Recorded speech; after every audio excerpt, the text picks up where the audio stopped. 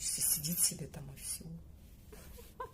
Прямо вот в комнате, как будто бы. И следит за телефоном. Чайка. Если открою балкон, точно улетит, испугается. Как раз прошел дождик. Ну, чего ты хочешь?